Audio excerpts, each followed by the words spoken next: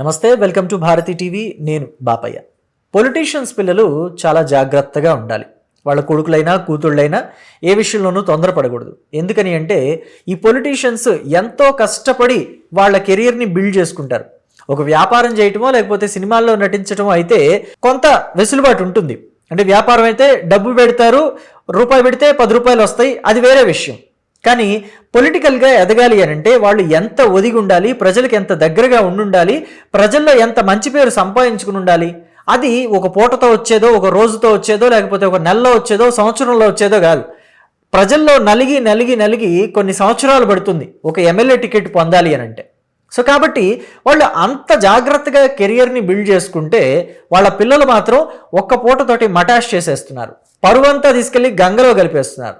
So ఎందుకు ఈ మాట చెప్తున్నాను, ఈ ఉపోద్ఘాతం అంతా ఎందుకు అనంటే ఈ మధ్య కాలంలో పొలిటీషియన్స్ పిల్లలు యాక్సిడెంట్లు చేసి ప్రమాదాల వల్ల, వాళ్ళు చేసే ప్రమాదాల వల్ల కొంతమంది ప్రాణాలు కోల్పోతున్నారు. మొన్న చూసుకుంటే సీదిరి అప్పలరాజు తనయుడు 18 ఏళ్ళు వచ్చినాయో రాలేదో ఓ స్పోర్ట్స్ బైక్ ఇచ్చినట్టున్నారు, రాయల్ ఎన్ఫీల్డ్ అలాంటిదే, మొత్తానికి కొంచెం భారీ బైకే. పర్సనాలిటీ, అబ్బాయి పర్సనాలిటీకి తగ్గట్టు, వాళ్ళ ఆస్తిపాస్తులకు తగ్గట్టు, వాళ్ళ తండ్రి హోదాలకు తగ్గట్టు ఒక భారీ బైకే ఇచ్చారు. తీసుకువెళ్ళాడు, దానయ్య అనే గొర్రెల కాపరిని గుద్దేశాడు, ఆయన పాపం ప్రాణాలు కోల్పోయాడు, వాళ్ళ కుటుంబం రోడ్డున పడింది. అలాగే వైసీపీ వాళ్ళు ఆరోపిస్తున్నారు తెలుగుదేశం పార్టీ నేత మామిడి గోవిందరావు తనయుడు కూడా యాక్సిడెంట్ చేశాడు, కొంతమందికి గాయాలయ్యాయి, ఒక మనిషి చనిపోయాడు అని చెప్పేసి. సో ఇలాంటివన్నీ చూస్తూ వచ్చాం. ఇప్పుడు తాజాగా జనసేన పార్టీ నేత లింగమనేని రమేష్ తనయుడు సంజూష్ ఒక రోడ్ యాక్సిడెంట్ చేశాడు. ఆ రోడ్ యాక్సిడెంట్లో ఒక యువతి చనిపోయిందని తెలుస్తుంది. అయితే ఆ అమ్మాయి ఏ రాష్ట్రానికి చెందింది అంటే మన తెలంగాణనో ఆంధ్ర రాష్ట్రానికి చెందిన అమ్మాయి కాదు, వేరే స్టేట్కి చెందిన అమ్మాయి, మన భారతదేశంలోనే వేరే స్టేట్కి చెందిన అమ్మాయి. ఆ అమ్మాయి వేరే స్టేట్ అమ్మాయి తెలంగాణకు వచ్చి ఇక్కడ పనిచేస్తోంది అని అంటే ఎంతో కొంత వాళ్ళ ఫ్యామిలీ ఆ అమ్మాయి మీద డిపెండ్ అయ్యిందనే కదా. అమ్మాయి హైదరాబాద్లోని ఇనార్బిట్ మాల్లో పనిచేస్తుందట. ఇనార్బిట్ మాల్లోని ఒక షోరూంలో పనిచేస్తుంది. మధ్యాహ్నం లంచ్కి అని చెప్పి ఇనార్బిట్ మాల్ ఆపోజిట్లో ఉన్న ఐటీసీ కోహినూర్ పక్కనే ఒక ఇవి స్ట్రీట్ ఫుడ్స్ ఉంటాయి కదా, అక్కడికి వెళ్ళి తినేసి మళ్ళీ రిటర్న్ అవుతున్నారు. షాపింగ్ మాల్లోకి, ఇనార్బిట్ మాల్ లోపలికి రిటర్న్ అవుతున్నారు. రిటర్న్ అయ్యే క్రమంలో రోడ్డు దాటుతూ ఉండగా సంజూష్ వేగంగా కారు నడుపుతూ వచ్చేసి ఆ అమ్మాయిని ఢీకొట్టాడని తెలుస్తుంది. అయితే సంజూష్ అక్కడి నుంచి వెంటనే సీదిరి అప్పలరాజు కొడుకులాగా వాళ్ళని అక్కడ పడేసి పారిపోలేదు. ఆ అమ్మాయిని తన కారులోనే ఎక్కించుకొని హాస్పిటల్కి తీసుకెళ్లాడు. దురదృష్టవశాత్తు ఆ అమ్మాయి దారిలోనే చనిపోయింది. అయితే ఈ ఘటన మీద తెలంగాణ పోలీసులు కేసు నమోదు చేశారు, సంజూష్కి నోటీసులు ఇచ్చారు. ఒకవేళ కేసు తారుమారు చేయాలని చూసినా, లేకపోతే సాక్ష్యాధారాల్ని తారుమారు చేయాలని చూసినా సంజూష్కి కూడా సీదిరి అప్పలరాజు తనయుడికి పట్టిన గతే పడుతుంది. ఎందుకని అంటే అక్కడ సీదిరి అప్పలరాజు తన కొడుకుని కాపాడుకోవడానికి, ఆ యాక్సిడెంట్ అసలు తన కొడుకే చేయలేదు, వేరే వాళ్ళు చేశారు అని చెప్పి చూపించుకోవడానికి వేరే వాళ్ళని తీసుకొచ్చి, వేరే ఇంకో యువకుడిని తీసుకొచ్చి యాక్సిడెంట్ చేసింది ఇతడే అని చెప్పేసి పోలీస్ స్టేషన్లో లొంగిపోయేలాగా చేశాడు. అలాగే తన కొడుకుని తీసుకెళ్లి హాస్పిటల్లో పెట్టాడు. దీనివల్ల ఏంటి, సాక్ష్యాధారాల్ని తారుమారు చేయడం అనేది చట్టరీత్యా నేరం. కానీ చట్టాలు ఏం చెప్తున్నాయి, యాక్సిడెంట్ చేస్తే, ఒకవేళ యాక్సిడెంట్ అంటే పొరపాటునే చేస్తారు, యాక్సిడెంట్ ఎవరు కావాలని చేయరు, కావాలని చెయ్యింది కాబట్టే, పొరపాటున జరిగేది కాబట్టే, అనుకోకుండా జరిగేది కాబట్టి దానికి యాక్సిడెంట్ అనే పేరు. సో యాక్సిడెంట్ జరిగింది అనుకోండి, ఎవరైనా చనిపోతే వాళ్ళ కుటుంబ సభ్యులతోటి పరిష్కారం చేసుకోండి. వాళ్ళకి ఏం కావాలి, మీరు ఏం ఇవ్వగలరు, వాళ్ళు ఏం కోరుకుంటున్నారు అనేది కోర్టు బయట తేల్చుకోండి. తేల్చుకోవడం కూడా తప్పులేదని చెప్పి ఈ మధ్య కోర్టులు కూడా చెప్తున్నాయి. సో కాబట్టి ఇక్కడ సంజూష్ వాళ్ళకి పరిహారం చేయకపోతే, వాళ్ళకి నష్టపరిహారం చేయకుండా కేసుని గనక లింగమనేని రమేష్ తారుమారు చేద్దామని చూస్తే ఖచ్చితంగా సీదిరి అప్పలరాజుకి పట్టిన గతి లింగమనేని రమేష్కి పడుతుంది. అలాగే ఇక్కడ లింగమనేని రమేష్ తనయుడు సంజూష్కి కూడా అదే గతి పడుతుంది. అయితే ఇక్కడ యాక్సిడెంట్ అయ్యింది కాబట్టి వాళ్ళు పరిహారం చేసుకోవాలి, తప్పదు. కానీ ఇక్కడ మనం ఒక విషయం గమనించాలి, పొలిటీషియన్స్ పిల్లలు అందరూ కూడా చాలామంది, ఎక్కువ మంది ఈ వేగంగా నడపడం వల్ల, లేకపోతే స్పోర్ట్స్ కార్లు, స్పోర్ట్స్ బైకులు వాడటం వల్లే ఇలాంటి యాక్సిడెంట్స్ జరుగుతున్నాయి అనేది కూడా మనం ఒప్పుకోక తప్పని నిజం. గతంలో మనం చూస్తే ఇలాంటి యాక్సిడెంట్స్ జరిగాయి.